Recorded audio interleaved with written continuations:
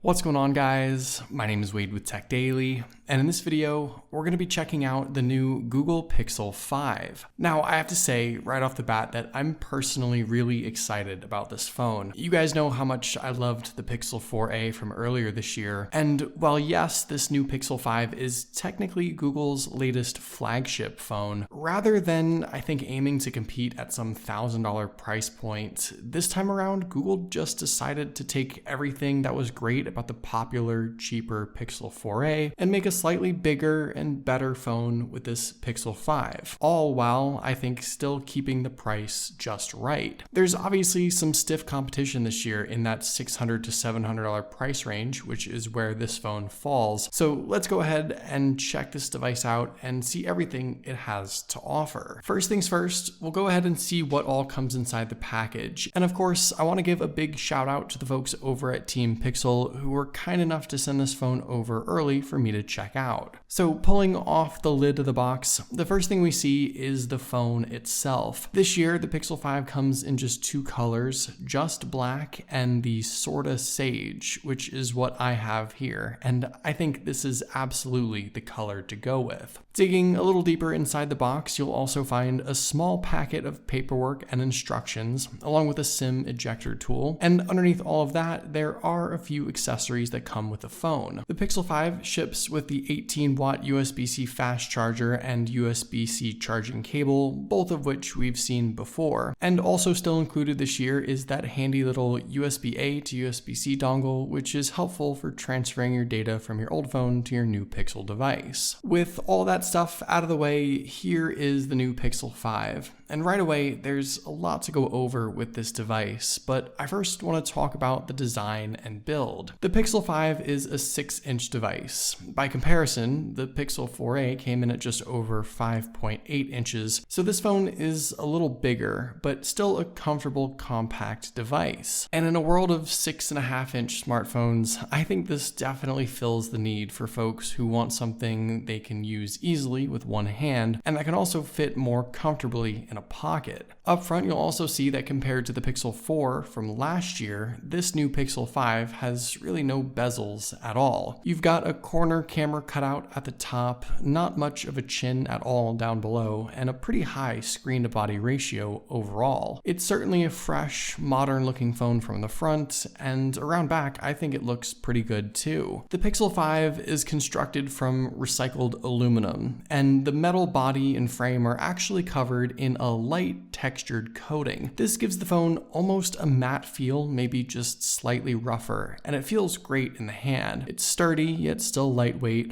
and premium feeling enough without having to run the risk of a fancy glass back getting shattered with the first drop. And interestingly enough, even through that metal back, the Pixel 5 still offers wireless charging and reverse wireless charging. It's also IP68 water and dust resistant too, so all in all, you've got the complete package here with the build. And taking a look around at everything else, on the left side towards the bottom, you'll see just the SIM card tray. Unfortunately, no SD card support here. On the right, there's the volume buttons and power button, which this year has a shiny polished chrome finish. Down below, there's the USB-C port, microphone, and one of two speakers. The other is in the earpiece, giving this phone a dual stereo speaker setup, just like what we had on the Pixel 4a, and I think it's a great sounding setup. Here's just a quick sample so you can get an idea.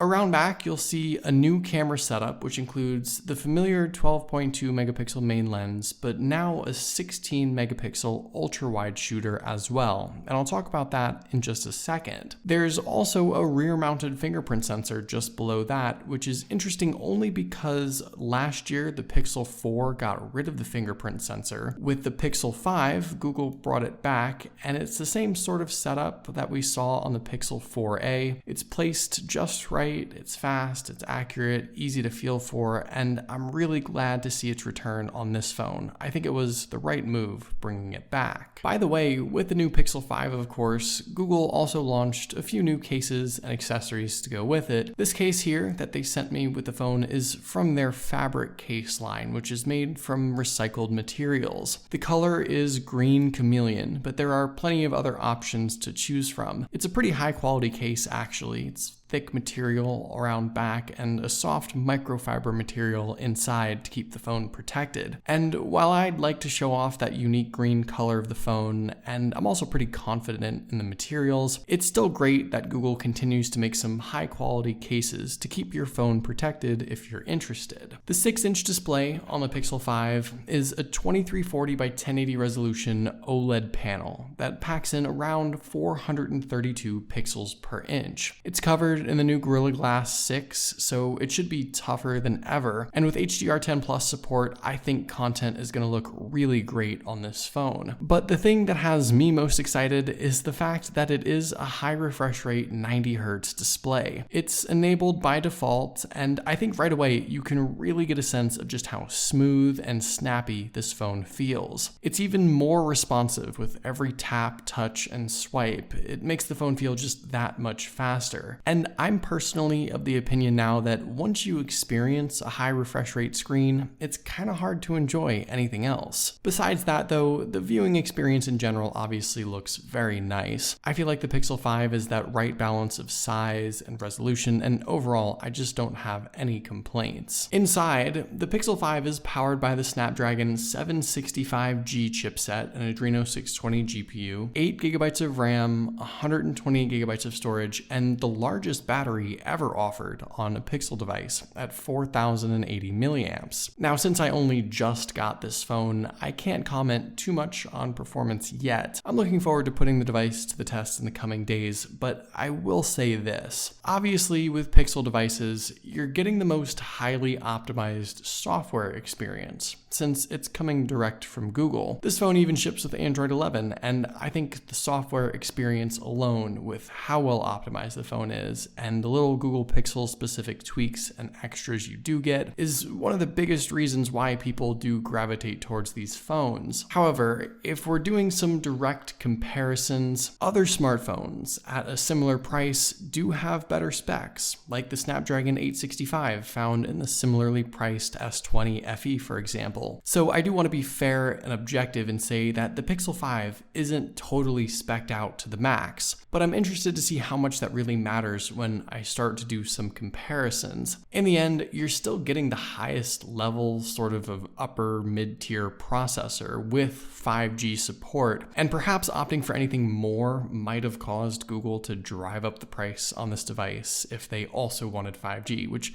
maybe would not have been the best decision. Around back, Google also made an interesting choice with the camera setup. While we once again get the same 12.2 megapixel f1.7 aperture main lens we've had countless times before, this time the secondary lens is a 107 degree 16 megapixel f2.2 aperture ultra wide shooter. I'm fairly confident the Pixel 5 will still be one of, if not the best smartphone cameras out there for pictures, but I think it was an interesting decision for Google to migrate over to this ultra wide setup versus the telephoto they had last year, and I'm excited to see how it works out with some real world shooting. I was able to snap just a couple of pictures after unboxing this phone just to compare, but I'm of course looking forward to going all out here very soon. And by the way, up front we get the 8 megapixel f2.0 aperture selfie lens once again, but just like with the rear setup, specs aren't everything, and I think this Pixel 5 once again will take some absolutely amazing selfies because of how well Google can process and optimize its images. So there you go, those are my initial thoughts and first impressions on the new Google Pixel 5. There's a lot to like about this phone, and I'm really looking forward to using it these next few days to see what it's all about. But what do you guys think about this phone? Are you interested in picking it up yourself? Let me know in the comments down below. I'd love to hear your thoughts, of course. But hopefully you guys did enjoy this video.